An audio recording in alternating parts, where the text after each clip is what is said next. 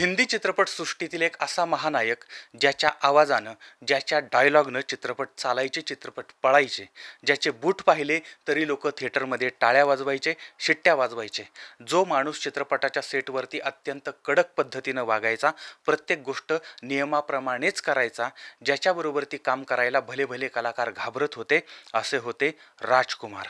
जसे ते दिसत होते तसे मात्र ते नव्हते, कारण त्यांच्यासारखा दिलदार माणूस दुसरा कोणी नव्हता. ते अतिशय निर्मळ मनाचे, आता जे मनात असायचं तेच ते बोलायचे. नावाप्रमाणे हा राजा माणूस होता राजकुमार. तर जाणून घेऊया अभिनेते राजकुमार यांच्या जीवनाची ही कहाणी. आणि या कहाणीला सुरुवात होते पाकिस्तानमधून. पाकिस्तान या ठिकाणचं ईशान्य बलुचिस्तान आहे. त्या प्रांतामध्ये लोरलाई हा भाग आहे. आणि या शहरामध्ये 8 ऑक्टोबर 1920 साली एका काश्मीरी पंडित कुटुंबामध्ये राजकुमार यांचा जन्म झाला. राजकुमार यांचं नाव जे आहे ते मूळ होतं कुलभूषण पंडित. आता भारताची आणि पाकिस्तानची फाळणी झाली त्यानंतर हा जो परिवार आहे तो मुंबईमध्ये स्थायिक झाला. मुंबईमध्ये आल्यानंतर कुलभूषण यांनी त्यांचं पदवीचं शिक्षण जे आहे ते शिक्षण पूर्ण केलं. आणि त्याच्यानंतर त्यांची बॉडी आणि आकर्षक व्यक्तिमत्व होतं, त्यामुळे ते पोलीस दलामध्ये भरती झाले आणि माहीम पोलीस ठाण्यामध्ये इन्स्पेक्टर म्हणून ते काम करत होते. आता हे सगळं करत असताना कुलभूषण यांची बोलण्याची पद्धत, वागण्याची पद्धत, काम करण्याची पद्धत ही अत्यंत वेगळ्या पद्धतीची होती. एखाद्या हिरोप्रमाणे ते वागत होते, ते जगत होते. आणि त्याच्यामुळे त्यांच्या सहकाऱ्यांवरती यांचा फार मोठा प्रभाव होता. आणि त्यांचे सहकारी त्यांना हिरो समजायचे. आणि कुलभूषण यांना सुद्धा आपण सिनेमामध्ये काम करावं असं पहिल्यापासून वाटत होतं. आणि एकदा काय झालं, माहीम पोलीस ठाण्यामध्ये काही कामाच्या निमित्ताने त्या काळचे निर्माते बलदेव दुबे हे त्या ठिकाणी आले होते. आणि त्यावेळेस कुलभूषण यांची त्यांच्याबरोबर ती चर्चा झाली. आणि यावेळेस कुलभूषण यांच्या बोलण्याची शैली, बोलण्याची पद्धत ही दुबे यांना प्रचंड आवडली. आणि त्यांनी लगेच शाही बाजार हा त्यांचा जो सिनेमा आहे त्या सिनेमात काम करण्यासंदर्भात विचारलं. पण जरी काम करायचं असलं तरी शूटिंगसाठी वेळ लागणार होता आणि त्यासाठी नोकरी सोडावी लागणार होती. आता काय करावं हा मोठा प्रश्न कुलभूषण यांच्यासमोर पडलेला होता. एका बाजूला आवडीचं क्षेत्र होतं, दुसऱ्या बाजूला नोकरी होती. काय करावं काय करावं काय करावं. आणि शेवटी कुलभूषण यांनी नोकरीला राजीनामा दिला, रामराम ठोकला. आणि त्यांनी आपलं पूर्वीचं नाव जे होतं कुलभूषण पंडित हे सुद्धा बदललं, कारण पिक्चरमध्ये काम करायचं आहे तर त्या पद्धतीचं नाव पाहिजे. आणि म्हणून त्यांनी स्वतःचं नाव ठेवलं राजकुमार. आणि पहिल्या सिनेमाची ऑफर आता त्यांच्या हातामध्ये होती. आणि त्या सिनेमाचं शूटिंग वगैरे चाललेलं किंवा त्याच्यासाठी बराच वेळ लागत होता. आता या मधल्या काळामध्ये त्यांनी 1952मध्ये प्रदर्शित झालेला चित्रपट होता, म्हणजे नजीम नक्वी यांचा रंगिली. तर या चित्रपटामध्ये राजकुमार यांनी छोटीशी भूमिका केली होती. आता भूमिका छोटीशी होती आणि त्यामुळे या चित्रपटामध्ये राजकुमार यांना जास्त ओळख वगैरे काही मिळाली नव्हती. त्यानंतर 1957ला शाही बाजार हा प्रदर्शित झालेला होता, पण तो चित्रपट बॉक्स ऑफिसवरती चांगला चालला नाही. आणि हे अपयश त्यांना आलं. आणि या अपयशानंतर मग राजकुमार यांना काळजी वाटायला लागली, चिंता वाटायला लागली, कारण आपण एका बाजूला आपली हातची नोकरी सोडून दिलेली आहे आणि आपण पळत्याच्या पाठीमागं धावतो आहोत. आणि जर समजा याच्यामध्ये यशस्वी झालो नाही तर घरकाना घाटका अशी आपली अवस्था होईल. आणि त्यावेळेस त्यांचे जे नातेवाईक आहेत ते नातेवाईक चित्रपटसृष्टी सोडा अशा पद्धतीचा आग्रह धरत होते. आणि काही लोकांनी मग सांगितलं की तुम्ही आता हिरोची भूमिका करण्यापेक्षा खलनायकाची भूमिका करा, चरित्र भूमिका करा, मिळेल ती भूमिका करा, अशा पद्धतीनं लोक त्यांना सांगत होते. पण आणि काही मंडळी म्हणत होती की हे सगळं सोडून द्या आणि पुन्हा ते पोलिसाची नोकरी वगैरे करा. काही जरी असलं तरी राजकुमार यांनी त्यांचा उद्देश आणि त्यांचं ध्येय क्लिअर केलेलं होतं आणि त्यांची जिद्दसुद्धा कायम होती. 1952 ते 1957 या काळामध्ये यांचे जे काही चित्रपट होते त्या चित्रपटांना यश मिळत नव्हतं, पण ते मिळण्याचा प्रयत्न करत होते. आणि त्या काळामध्ये, अडचणीच्या काळामध्ये तग धरून राहायचा प्रयत्न यांचा होता. आणि त्यासाठी मग यांनी काय केलं की कोणताही विचार न करता, जास्त भूमिकेचा विचार न करता जी भूमिका मिळेल ती भूमिका स्वीकारायला सुरुवात केली होती. याच्यामध्ये अनमोल, सहारा, अवसर, घमंड, नीलमणी, कृष्णसुदामा या चित्रपटामधून त्यांनी कामं केली. पण यापैकी एकही चित्रपटाच्या माध्यमातून त्यांना म्हणावं तितकं यश मिळालेलं नव्हतं, पण त्यांनी प्रयत्न सोडलेले नव्हते. आणि 1957ला मदर इंडिया हा जो चित्रपट आहे तो चित्रपट प्रदर्शित झाला। या चित्रपटामध्ये एका छोट्या शेतकऱ्याची भूमिका राजकुमार यांनी केली होती, पण या छोट्याशा भूमिकेमुळे राजकुमार यांना चांगली प्रसिद्धी मिळाली होती आणि हा संपूर्ण चित्रपट नर्गिस यांच्यावरती केंद्रित होता। पण तरीही आपल्या छोट्याशा भूमिकेनं, आपल्या दमदार अभिनयानं राजकुमार यांनी हिंदीमध्येच नाही तर आंतरराष्ट्रीय स्तरावरती अभिनेता म्हणून स्वतःची एक ओळख या चित्रपटामध्ये निर्माण केलेली होती। या चित्रपटाच्या यशानंतर एक अभिनेता म्हणून राजकुमार यांची कारकीर्द म्हणजे जोरात सुरू झाली होती, यशस्वीपणे सुरू झालेली होती।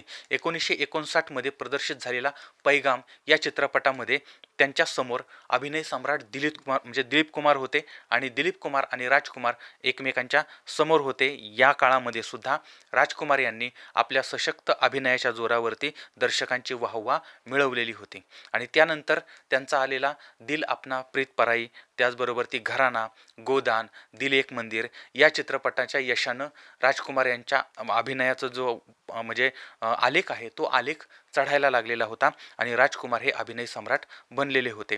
1965 साली प्रदर्शित झालेला काजल या चित्रपटामधून राजकुमार एक सुपरस्टार म्हणून पुढे आले होते, एक सुपरस्टार म्हणून ओळखले जायला लागले होते आणि त्याच वर्षी आलेला B.R. चोपडा यांचा वक्त हा जो चित्रपट आहे त्या चित्रपटामधील आपल्या संवाद फेकीनं राजकुमार अजरामर झालेले आहेत। आता वक्तमधील जिनके घर शीशे के बने होते हैं वो दूसरों पे पत्थर नहीं फेंका करते, त्याचबरोबर ये छुरी बच्चों के खेलने की चीज़ नहीं है, हात कट जाए तो खून निकल आता है। अर्थात हे संवाद राजकुमार यांनीच म्हणू जाणं आपण फक्त एक संदर्भासाठी म्हणून मी सांगितले। आता हे संवाद हे लोकप्रिय होण्यामध्ये त्यांचा मोठा वाटा होता आणि या संवादांनी त्यांना संवाद किंग, डायलॉग किंग अशा पद्धतीची पदवीसुद्धा प्रेक्षकांनी बहार केलेली होती। आता या चित्रपटानंतर राजकुमार चित्रपटसृष्टीतील सर्वोच्च स्थानी पोहोचले होते। आता 1967 साली आलेला हमराज, त्यानंतर 68 साली आलेला नीलकमल, त्यानंतर त्याच साली आलेला मेरे हुजूर, हीर रांझा 1970 साली आला, 1971 साली पाकीजे आला। आता या चित्रपटामधून त्यांनी त्यांच्या इमेजला पूरक नसलेल्या भूमिकासुद्धा केलेल्या होत्या आणि राजकुमार यांचा हा प्रयत्न प्रेक्षकांनी डोक्यावर घेतलेला होता। या भूमिकासुद्धा प्रेक्षकांच्या पसंतीला उतरलेल्या होत्या। पाकीजा हा जो चित्रपट आहे तो पूर्णपणे मीना कुमारी यांच्यावरती केंद्रित असलेला चित्रपट होता, मात्र राजकुमार इथंही आपली छाप सोडून जातात। आपके पाँव देखे बहुत हसीन है, इन्हें जमीन पर मत उतारिएगा, मैले हो जाएंगे हा जो संवाद आहे तो संवाद त्या काळात इतका लोकप्रिय झाला की बराच लोकप्रिय झाला होता। 1991 साली आलेला सौदाकर हा सिनेमा होता। आता या सिनेमामध्ये राजकुमार यांनी त्यांच्या अभिनयाचा एक वेगळा ठसा उमटवलेला होता। शोमॅन सुभाष घई यांची ही निर्मिती होती। या चित्रपटामध्ये 1959च्या पैगाम चित्रपटानंतर प्रथमच दिलीप कुमार आणि राजकुमार हे दोन कुमार एकमेकांच्या समोर आले होते, हे महारथी एकमेकांच्या समोर आले होते आणि आपल्या मनस्वी स्वभावाने हे राजकुमार जे जगत होते त्यांनी 90व्या दशकामध्ये काही मोजक्या चित्रपटामध्ये काम केलेलं होतं, पण त्यामध्ये सुद्धा त्यांची एक वेगळी छाप होती, वेगळा ठसा होता। तिरंगा, पुलिस और मुजरिम, इंसानियत के देवता, बेताज बादशाह, जवाब हे जे त्यांचे चित्रपट आहेत ते चित्रपट प्रदर्शित झाले होते आणि ते चित्रपट चांगल्या पद्धतीनं चालले होते आणि त्या काळामध्ये टॉपचे अभिनेते म्हणून राजकुमार यांच्याकडे पाहिलं जात होतं। तुम्हाला यांचे कोणते चित्रपट टॉप 5 वाटतात, टॉप 5 वाटतात ते तुम्ही कमेंटमध्ये सांगा आणि जी नावं कॉमन असतील त्याच्यावरती आपण एक भविष्यकाळामध्ये व्हिडिओ बनवणार आहोत। तर राजकुमार यांना सिनेमामध्ये यश मिळत होतं, नाव मिळत होतं, पैसा मिळत होता आणि याच काळामध्ये एकदा ते विमानानं प्रवास करत होते। त्यावेळी त्या विमानामध्ये एक हवाई सुंदरी होती। आता तिला राजकुमार यांनी पाहिलं आणि राजकुमार तिच्या प्रेमात पडले। राजकुमार हे सेलिब्रिटी होते, त्यांना सगळे ओळखत होते आणि ती हवाई सुंदरीसुद्धा यांना ओळखत होती आणि यामुळे मग यांच्यामध्ये चांगली मैत्री झाली। त्या तरुणीचं नाव होतं जेनिफर, ती एक अँग्लो इंडियन मुलगी होती। आता ही मुलगी जी आहे ती राजकुमार यांना इतकी आवडली की अक्षरशः भविष्यकाळात त्यांनी लग्न केलं आणि त्या तरुणीचं नाव ठेवलं गायत्री। आता यानंतर या पती पत्नींना म्हणजे राजकुमार आणि गायत्री यांना 2 मुलं झाली, पुरू आणि पाणिनी, आणि एक मुलगी झाली वास्तविकता। अशा पद्धतीनं 3 मुलं आणि पती पत्नी यांचा हा संसार सजलेला होता आणि हा परिवार अत्यंत सुखी, समाधानी आणि आनंदी होता। यांच्या परिवारामध्ये राजकुमार यांचं म्हणजे एकमेकांवर सगळ्यांचंच प्रेम होतं.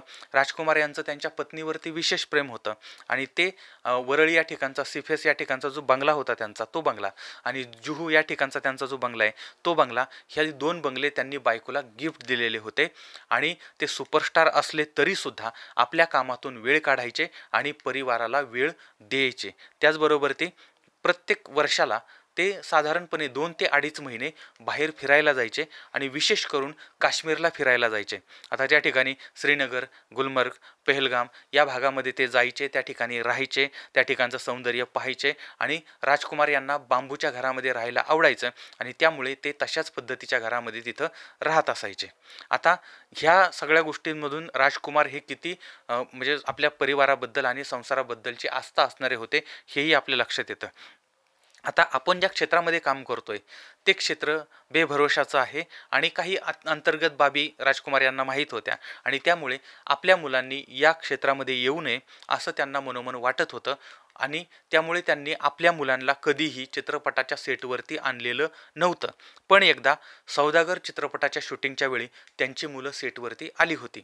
आता त्यांची 3ही मुलं ही शेवर्ले हायस्कूल जे आहे त्या ठिकाणी शिकलेली होती. राजकुमार हे एक आदर्श पिता होते, म्हणजे आदर्श पती पण होते, आदर्श पिता पण होते आणि मुलांच्या आवडीनिवडी याला त्यांनी जास्त महत्त्व दिलं होतं. म्हणजे मला काय वाटतं याच्यापेक्षा माझ्या मुलांना काय आवडतं त्याचा विचार त्यांनी अगोदर केलेला होता आणि त्यांच्या कलागुणांना प्रोत्साहन देऊन त्यांना त्यांच्या पद्धतीनं वागून आणि त्यांच्या पद्धतीनं जगून दिलेलं होतं. घरामध्ये राजकुमार हे एक कोमल मनाचा आणि अत्यंत रोमॅन्टिक अशा पद्धतीचा तरुण होता किंवा व्यक्ती होते. आता याच्यामध्ये लक्षात घ्या, एखादी एवढी सुंदर बायको घरामध्ये असल्यानंतर ते रोमॅन्टिक होणारच होते, याच्यामध्ये काही शंका नाही. आता ते बायकोला घेऊन म्हणजे स्वतःच्या बायकोला घेऊन पेडर रोडवरती फिरायला जायचे. त्याचबरोबर ते दोघंही पती पत्नी त्या ठिकाणचा वडापाव खायचे आणि दोघांनाही एकत्र चित्रपट पाहायला आवडायचा, टी व्ही पाहायला आवडायचा आणि एकत्र वाचन करायला त्यांना आवडायचं. आता गायत्रीचं राजकुमार यांच्यावर सुद्धा प्रचंड प्रेम होतं. दोघंही नवरा बायकोंचं एकमेकांवर जीवापाड प्रेम होतं. गायत्री ज्या आहेत त्या राजकुमार यांच्यासाठी स्पेशल जेवण बनवायच्या. पण जेवण करत असताना राजकुमार जे आहेत त्या बाबानं कधीही आपल्या बायकोची प्रशंसा केली नाही, स्तुती केली नाही की तू आज चांगली भाजी केली वगैरे वगैरे, असं कधीच ते जेवताना म्हटले नाहीत. पण जेवण झाल्यानंतर मात्र त्यांनी तिची भरभरून तारीफ ते करायचे. अशा पद्धतीनं यांचं हे नातं होतं. या सगळ्यामध्ये अजून एक महत्त्वाची गोष्ट होती आणि ती म्हणजे राजकुमार हे त्यांच्या पत्नीचा वाढदिवस कधीही विसरले नाहीत आणि तो वाढदिवस ते अत्यंत धूमधडाक्यामध्ये साजरा करायचे. म्हणजे गायत्रीच्या वाढदिवशी ते आपल्या सगळ्या मित्रांना आमंत्रण द्यायचे आणि प्रचंड मोठी पार्टी आयोजित करायचे आणि सगळे मिळून त्याचा आनंद लुटायचे. राजकुमार यांना गोल्फ खेळणं आवडायचं, घोडेस्वारी करणं आवडायचं आणि त्यांना शास्त्रीय संगीतसुद्धा आवडत होतं आणि गझलसुद्धा त्यांना आवडीची होती. आणि राजकुमारांना अजून एक सवय होती आणि ती म्हणजे दारू प्यायची. आता ते बहुतेक वेळा त्यांच्या घरी सगळ्या मित्रांना बोलवायचे आणि त्यांना पार्टी द्यायचे. पण दारू पिल्यानंतर पण राजकुमार कितीही टल्ली झाले तरीसुद्धा ते आपल्या मित्रांना गाडीपर्यंत सोडवायला जायचे. आता राजकुमार जे आहेत ते अत्यंत स्पष्ट वक्ते होते. बोलताना ते याचा कधीच विचार करत नव्हते. हा विचार जो ऐकतो त्यानं करायचा असतो असं यांना वाटायचं. राजकुमार हे राजकुमार होते, ते एकदम राजाप्रमाणे वागायचे आणि राजाप्रमाणे जगायचे. पडद्यावरती केवळ यांच्या बुटांचा आवाज किंवा नुसते बूट दिसले तरीही लोक टाळ्या वाजवायचे, शिट्ट्या वाजवायचे. अशा पद्धतीची यांची लोकप्रियता होती आणि यामुळे चित्रपट फ्लॉप जरी झाला ना तरीही राजकुमार यांनी त्यांचं मानधन कधीही कमी केलं नाही. ते नेहमी सांगायचे, कदाचित चित्रपट फ्लॉप होऊ शकतो पण मी आणि माझा अभिनय कधीही फ्लॉप नाही. राजकुमार यांनी एकदा सिनेमा साईन केला की त्यांना विचारल्याशिवाय त्याच्यामध्ये काहीही बदल केला जात नसत आणि तसं जर केलं तर मात्र त्यांना प्रचंड राग यायचा आणि मग त्या दिग्दर्शकांना त्याचं सगळं भोगायला लागायचं किंवा लेखकाला भोगायला लागायचं. आणि असाच प्रसंग घडला होता. प्रसिद्ध दिग्दर्शक मनमोहन देसाई यांनी राजकुमार यांना घेऊन देशप्रेम हा जो सिनेमा आहे तो करायला सुरुवात केली. आता त्याच्यासाठी राजकुमार यांना बरोबर ती घेतलं आणि त्यांच्याबरोबर ती शत्रुघ्न सिन्हा हे होते. पण काही कारणांनी शत्रुघ्न सिन्हा या सिनेमामध्ये त्यांना काम करता आलं नाही आणि यावेळेस मग देसाई यांनी अमिताभ बच्चन यांना या रोलसाठी घेतलं. आता राजकुमार आणि अमिताभ हे दोघंही त्या सिनेमामध्ये होते. मात्र ही गोष्ट राजकुमार यांना सांगण्यात आलेली नव्हती. अचानकपणे त्यांना जेव्हा हे समजलं त्यावेळेस मात्र ते देसाई यांच्यावरती नाराज झाले, रागवले आणि राजकुमार यांनी सांगितलं की माझ्या रोलमध्ये कसलाही बदल करायचा नाही. आणि आता राजकुमार यांचं बोलणं म्हणजे यांचं ऐकणं हे गरजेचं होतं, भाग होतं, कारण राजकुमार हे राजकुमार होते आणि ते सुपरस्टार होते. पण ही गोष्ट देसाई यांनी अमिताभ बच्चन यांना सांगितली. आता इथंही पंचायत झाली, कारण अमिताभ बच्चन सुद्धा सुपरस्टार होते आणि त्यामुळे एकतर राजकुमार यांचा रोल कमी करता येत नव्हता आणि अमिताभ बच्चन यांचाही रोल कमी करता येत नव्हता किंवा त्याच्यात बदल करता येत नव्हते आणि यामुळे बच्चन नाराज झाले होते. त्यामुळे मग आता त्यांचीही नाराजी काढायची होती. यामुळे मनमोहन देसाई यांनी अमिताभ बच्चन यांना जास्त मानधन वाढवून दिलं होतं. आता नंतर ही गोष्ट राजकुमार यांना समजली. राजकुमार झाले नाराज.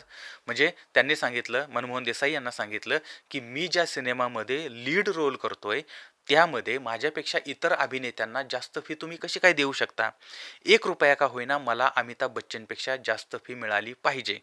पण फी वाढवून देणं हे मनमोहन देसाई यांना शक्य नव्हतं. त्यांनी राजकुमार यांची समजूत काढण्याचा प्रयत्न केला, मात्र राजकुमार यांनी ऐकलं नाही आणि त्यांनी सिनेमा सोडला, ते निघून गेले. नंतर मनमोहन यांच्याकडे दुसरा पर्याय नव्हता आणि म्हणून त्यांनी शम्मी कपूर यांना त्या चित्रपटामध्ये घेतलं. पण यानंतर मनमोहन आणि राजकुमार यांच्यात कधीही पटलं नाही. त्यांच्यामध्ये कायमची कट्टी झालेली होती. आता राजकुमार यांच्या या स्वभावामुळे अनेक कलाकार त्यांच्यापासून दूर चाललेले होते, त्यांच्याबरोबर ते काम करायला तयार नव्हते. राजकुमार यांचा अत्यंत गाजलेला अजून एक सिनेमा होता तिरंगा. आता याचे दिग्दर्शक होते मेहुल कुमार. याच्यामध्ये ब्रिगेडियर सूर्यदेव सिंग यांच्या रोलसाठी राजकुमार फिक्स झाले होते. पण शिवाजीराव वागले हा जो रोल आहे तो रोल कोण करणार? यावेळी मेहुल कुमार यांनी रजनीकांत यांना घ्यायचं ठरवलं होतं. रजनीकांतनी स्क्रिप्ट ऐकली, त्यांना आवडली, त्यांनी होकार दिला. पण सहकलाकार कोण? म्हटले राजकुमार. त्यानंतर मग रजनीकांत यांनी विनम्रपणे नकार दिला, म्हटले धन्यवाद. त्याच्यानंतर मेहुल कुमार नसरुद्दीन शाह यांच्याकडे गेले. त्यांनी सुद्धा स्क्रिप्ट वाचली, त्यांनाही रोल आवडला आणि नाव आलं राजकुमार. त्या ठिकाणी यांनी सुद्धा सांगितलं धन्यवाद. आता यांना प्रश्न पडला की राजकुमार यांच्याबरोबर घ्यायचं कुणाला? त्यावेळेस एकच नाव समोर होतं आणि एकच असा हिरा होता जो राजकुमार यांच्या तोडीस तोड होता. त्यांचं नाव आहे नाना पाटेकर. आता नाना पाटेकर आणि राजकुमार हे दोघं दोन ध्रुवांची दोन टोकं होती. दोघांचंही पटणार नाही, तिरंगा पूर्ण होणार नाही आणि मेहुल कुमार निर्मात्यांना घेऊन डब्यामध्ये जाणार अशा पद्धतीची चर्चा सुरू झाली. पण हा चित्रपट तयार झाला आणि धो धो धो धो चाललेला होता. दोन्ही दिग्गज कलाकारांनी अतिशय सुंदर अशा पद्धतीचं काम केलेलं होतं आणि एक अजरामर सिनेमा भारताला दिलेला होता. राजकुमार यांनी जे कार्य केलं होतं त्या कार्याची दखल घेऊन अनेक पुरस्कार त्यांना मिळालेले होते. दिल एक मंदिर आणि वक्त या सिनेमासाठी फिल्मफेअर सर्वश्रेष्ठ सहाय्यक अभिनेत्याचा पुरस्कार त्यांना मिळाला होता. राजकुमार यांनी त्यांच्या आयुष्यामध्ये सगळ्या गोष्टी कमावल्या होत्या. नाम कमावलं होतं, पैसे कमावले होते आणि त्याहीपेक्षा सगळ्यात महत्त्वाचं होतं, एक चांगली पत्नी होती, चांगली मुलं होती, चांगला परिवार होता, सुखी परिवार होता. आता राजकुमार यांना वाटत होतं की आपल्या मुलांनी आपल्या क्षेत्रामध्ये येऊ नये. पण आता शेवटी मुलांच्यावरती त्यांनी सोडून दिलं होतं त्यांना कुठं जायचं ते, आणि ज्यांना जे आवडतं ते करायला लावलं होतं. त्यामुळे त्यांचा मुलगा पुरू राजकुमार यानं 1996 साली बालब्रह्मचारी या सिनेमातून या सिनेजगतामध्ये प्रवेश केलेला होता. त्यानंतर हमारा दिल आपके पास है, मिशन काश्मीर, खतरों के खिलाडी, येलोसी कारगिल, उमराव जान अशा अनेक चित्रपटांमधून त्यानं काम केलेलं होतं, अभिनय केलेला होता. यांचा दुसरा मुलगा पाणिनी राजकुमार. आता हे सुद्धा बॉलिवूडमध्ये काम करतायत. लेखक, दिग्दर्शक आणि संगीतकार म्हणून त्यांनी स्वतःची ओळख निर्माण केलेली आहे. राजकुमार यांची कन्या वास्तविकता पंडित हे जे नाव आहे, तर या तरुणीनं किंवा या त्यांच्या मुलीनं द पॉवर ऑफ शनी, ऐसी भी क्या जल्दी है, मिट्टी यासारख्या सिनेमामधून अभिनय केलेला होता. पण यांना म्हणजे हिला म्हणावं इतकं यश प्राप्त झालेलं नव्हतं. तर अशा पद्धतीचा होता राजकुमार यांचा परिवार, राजकुमार यांचा जीवन प्रवास. राजकुमार यांचा आपण अभिनयासाठी तर त्यांना ओळखतोच, त्याचबरोबर त्यांचे संवाद आणि डायलॉग यांच्यासाठी सुद्धा त्यांची खास ओळख आहे आणि आजही त्यांचे डायलॉग तितकेच प्रभावी वाटतात. अशा पद्धतीनं हा संवादाचा बादशाह होता आणि आवाज ही त्यांची त्यांची ओळख होती. पण शेवटच्या टप्प्यामध्ये मात्र अत्यंत दुर्दैवी गोष्ट घडली आणि राजकुमार यांचा आवाज गेला. ही बाब त्यांच्यासाठी अत्यंत धक्कादायक होती. राजकुमार यांना घशाचा कॅन्सर झाला होता आणि त्यांचं अस्तित्व, त्यांची ओळख ही यामुळे संपलेली होती आणि यामुळे राजकुमार प्रचंड खचून गेलेले होते, निराश झालेले होते आणि या सिनेसृष्टीच्या बाहेर फेकले गेलेले होते. एक सूर्य आता मावळतीला निघालेला होता. त्यांना त्यांच्या मृत्यूची चाहूल लागलेली होती. त्यांनी त्यांच्या घरच्यांकडे शेवटची इच्छा व्यक्त केली, मी आजारी आहे हे कोणालाही कळून देऊ नका. मी मरण पावलो तरीही कोणाला कळून देऊ नका. ज्यावेळी माझ्यावर अंत्यसंस्कार होतील त्याचवेळी ते सगळ्या जगाला कळू द्या. आणि तो दिवस उजाडला. 3 जुलै 1996ला राजकुमार हे जग सोडून गेले. सगळे अंत्यसंस्कार झाल्यावर ही बातमी जगाला समजली. एक राजकुमार आला आणि आठवणी ठेवून गेला, कायमचा निघून गेला.